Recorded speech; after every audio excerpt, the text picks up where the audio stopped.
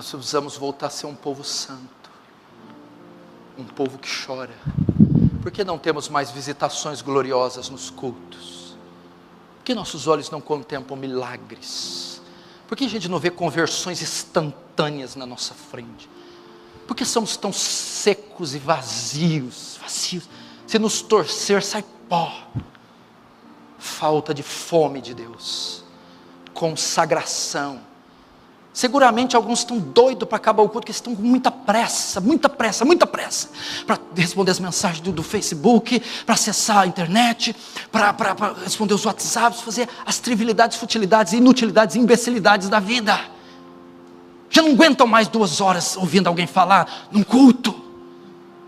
São ávidas para assistir os programas, os Netflix, os fantásticos, os filmes, as empanturragens com delícias e gorduras.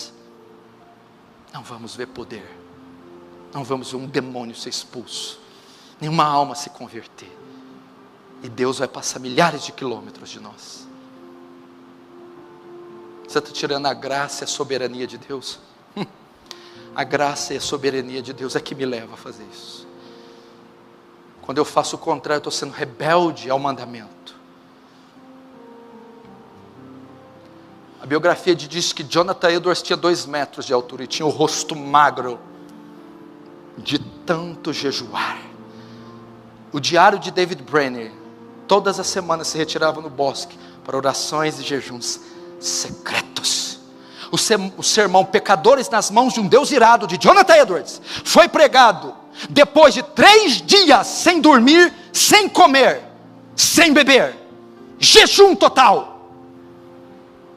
Então havia poder, então havia conversões, então o Espírito era derramado, então a alma se quebrantava, milagres aconteciam, demônios saíam, Deus descia, porque havia fome de Deus, sede de Deus.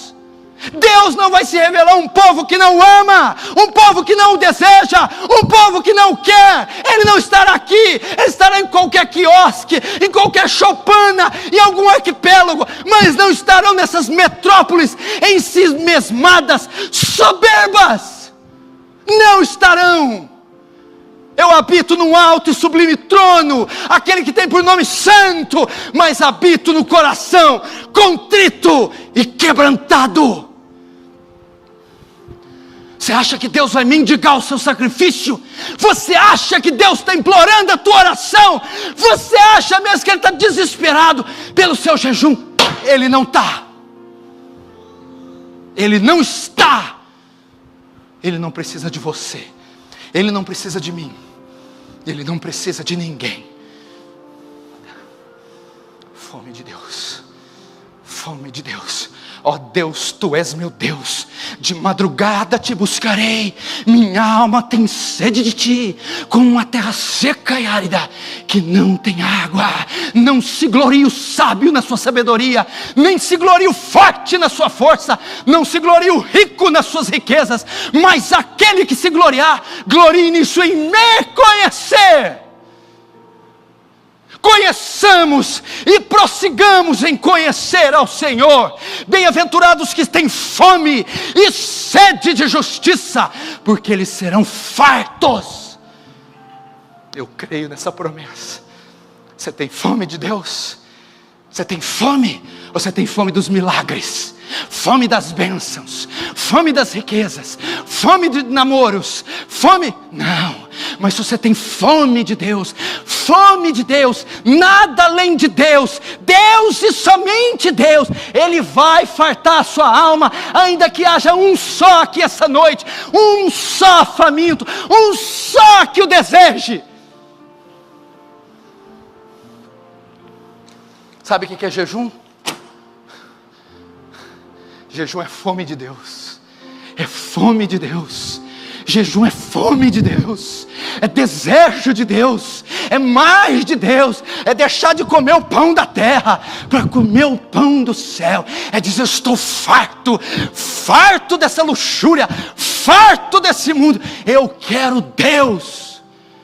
Deus, me dá Deus, eu quero Deus.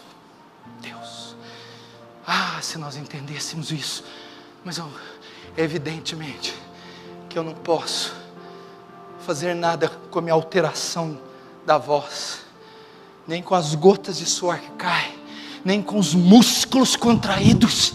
Isso é uma obra do Espírito, e minha oração é para que o Espírito cause, é para que o Espírito irrompa num avivamento, e todos saiam a procurar Deus, Deus, nada além de Deus, Cristo, nada além de Cristo.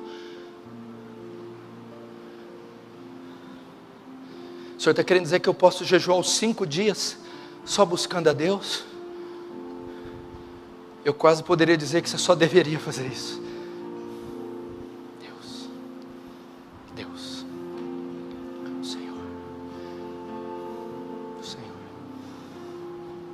Você sabe por quê que Moisés não comeu nem bebeu? A Bíblia não está falando que Moisés fez um jejum. Ele ficou 40 dias, ele não levou água, ele não levou pão. Por que ele não morreu? Ele não precisava de água.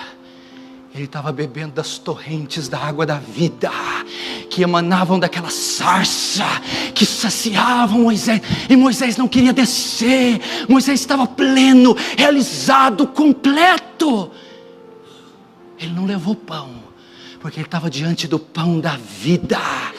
Cada célula e fibra do seu ser estava nutrida por aquele pão, o pão da vida. Meu Deus, quem dera tivéssemos uma experiência dessa, quem dera contemplássemos a face de Deus, quem dera.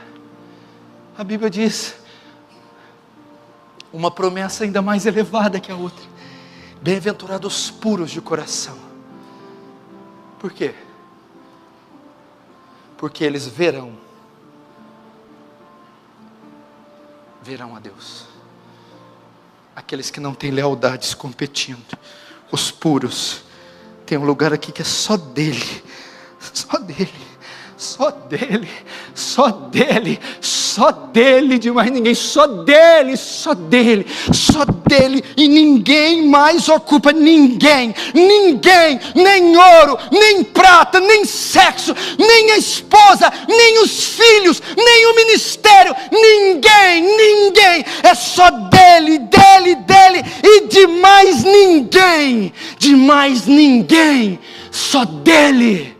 Só dele, e na verdade tenho por perda todas as coisas, pela excelência do conhecimento de Cristo Jesus. Só dele.